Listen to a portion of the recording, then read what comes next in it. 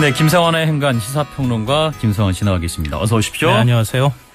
네, 자 오늘 다룰 주제 뭔가요? 어제 재보선 결과에 놀라신 분들이 굉장히 아마 많으실 것 같은데요. 그렇습니다. 아마 4대강 로봇 물고기 소식에 더 놀라고 허탈과 분노를 느끼신 분들도 많으실 겁니다. 예, 이 뉴스도 굉장히 어제 주목을 받았던 것 같은데. 네, 맞습니다. 예. 한 번도 헤엄치지 못한 로봇 물고기 그 행간을 좀 살펴볼까 합니다. 네, 화제가 된 것이 감사원 감사 결과였는데 허탈한 분이 정말 많았습니다. 네, 아마 그러셨을 것 같습니다. 57억 원이 무슨 애 이름도 아니고 이렇게 많은 돈을 들여서 개발한 물고기가 단 한 마리도 헤엄을 치지 못했다 이런 거 아니겠습니까? 예. 그동안 이제 9마리를 제작했다고 하는데요. 예. 감사원이 감사를 나갔을 때 이미 7마리는 고장이 나 있었고요. 한 마리는 실험 도중에 고장이 나서 성능 테스트도 못했다고 합니다. 겨우 한 마리 가지고 헤엄을 제대로 치는지 통신은 제대로 되는지 뭐 이런 등등의 문제들을 검증을 했는데요. 예. 사실 뭐 검증이라고 할 것도 없었습니다. 왜냐하면 원래 목표치라는 게 있잖아요. 뭔가를 개발하면. 그렇죠. 초당 2.5m를 헤엄치도록 하겠다 이렇게 했는데 실제로는 23cm밖에 헤엄치지 못했다 이런 거고요. 거의 이 정도면 물속에서 그냥 가만 냅둬도 둥둥 떠다니는 수준이라고 봐야 될 것 같고요. 예. 500m라던 통신거리도 50m에 불과했다고 합니다. 이 물속에 집어넣으면 이 무슨 저절로 생명력이 되살아나는지는 몰라도 예. 어디로 갔는지 뭐 찾지도 못할 수준입니다. 요즘 뭐 휴대폰도 많이 쓰고 하는데 말이죠. 그렇죠. 이런 세상에 어떻게 50m밖에 통신을 못한다는 게 좀 이해가 안 되는데요. 예. 한마디로 로봇 물고기가 아니라 57억 원짜리 물고기를 닮은 인형이나 다름없다 이렇게 봐야 될 것 같습니다. 네, 이 물고기가 어떤 크기가 얼마 정도 됐었죠, 이게? 원래 이제 계획했던 것은 한 1m 정도로 계획을 했었는데요. 예. 이명박 전 대통령이 1m면은 우리나라 강에서 굉장히 큰 물고기에 해당이 되잖아요. 예, 다른 월척이죠. 물고기가 예. 너무 놀랄 거다. 그래서 크기를 좀 줄여라. 그래서 사이즈가 그보다 훨씬 더 줄어들었다고 합니다. 그래서 그 대신에 이 3마리가 편대 유형을 할 수 있도록 한다 그래가지고 화제가 되기도 했었죠. 예, 뭐 결국 한 마리만 지금 살아있는데 자, 이런 로봇 물고기를 두고 어떻게 개발에 성공했다 발표할 수 있는지. 예, 좀 의문인데요. 제가 이 문제를 보면서 세 가지 한 단상이 떠올랐습니다. 세 가지요? 이 방금 전 질문에 대한 대답이 그 첫 번째 단상이 될 것 같은데요. 네. 바로 과학윤리에 관한 문제입니다. 과학은 정치여서는 안 되죠. 왜냐하면 정치는 때론 감성에 좌우되기도 하잖아요. 그렇죠? 그렇습니다. 설득의 과학이라고 할 수도 있는데요. 과학은 철저하게 이론과 실험을 통해서 실제로 증명하는 학문입니다. 그런데 과학이 정치 영역 속으로 들어오게 되면요. 바로 과학이 아니라 사기가 됩니다. 작년 11월 미래창조과학부 산하 산업기술연구회가 어떻게 로봇 물고기 개발에 성공했다고 발표할 수 있었겠습니까? 특허가 그래도 많이 있었지 않았나요? 특허가 88건을 냈다고 얘기를 했었는데요. 예. 그중에서 64건은 확인을 해보니까 이 로봇 물고기와 아무런 관련이 없었고. 아, 관련이 없어요? 예. 그리고 다른 곳에 이미 특허 신청을 냈다거나 예. 다른 분야와 관련이 돼 있는 내용이었다고 합니다. 그러니까 원천 기술도 없었다 이렇게 봐야 될 것 같습니다. 근데 사실요.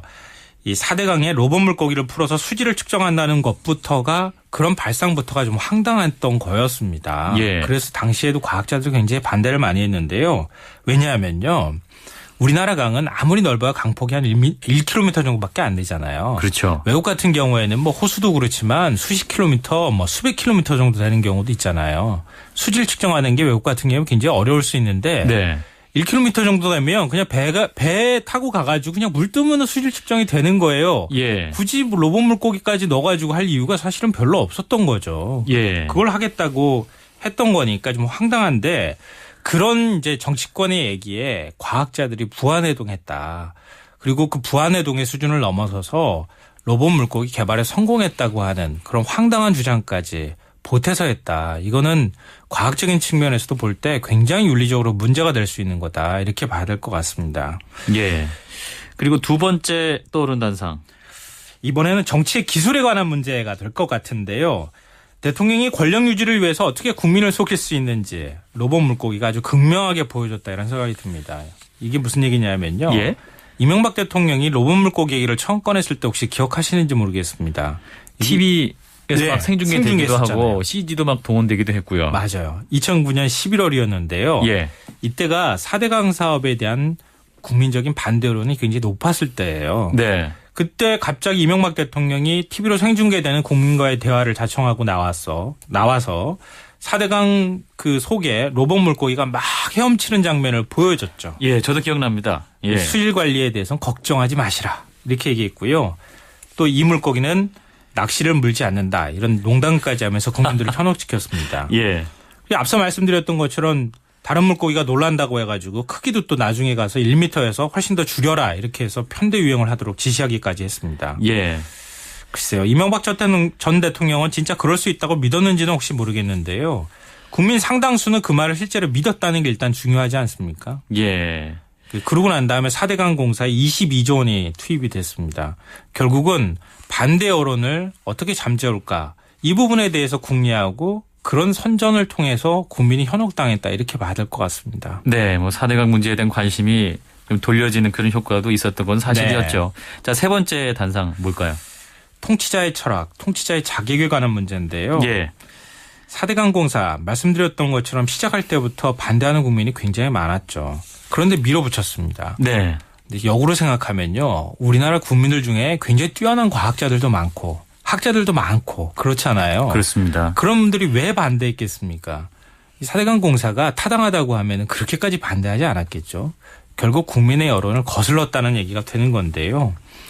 흐르는 강물을 가둬두면 썩는다. 이건 초등학생들한테 물어봐도 알 수 있는 내용이고. 예. 물리법칙으로 얘기하면 만류인력의 법칙과도 비슷한 거라고도 얘기할 수 있는데 미국의 대학교에서 불러다 놓고 수심이 깊으면 물이 더 깨끗해진다. 뭐 이런 황당한 주장까지 해가면서 공사를 했던 거죠. 예. 왜 그랬겠습니까? 나중에 감사원 감사 결과에서도 나온 것처럼 배를 다니게 하고 싶은 운하를 하고 싶은 욕심이었기 때문이에요. 수질보다는 배가 다니게 하고 싶은 욕심이었거든요. 예, 결과는 지금 눈으로 보는 그대로입니다. 예. 통치자가 결국 국민 여론에 귀를 기울이지 않고 자신이 하고 싶어하는 생각, 자기 생각에만 몰두해 있을 때 바로 이런 현상이 나타난다고 볼 수 있을 것 같습니다. 네. 뭐 박근혜 대통령이든 앞으로 어떤 통치자가 들어와든 국민의 뜻을 거스르면 안 된다. 이걸 이번에도 보여준 것 같다는 생각이 듭니다. 네, 여기까지 듣죠. 김성환의 행간 시사평론가 김성환 씨였습니다. 고맙습니다. 네, 고맙습니다.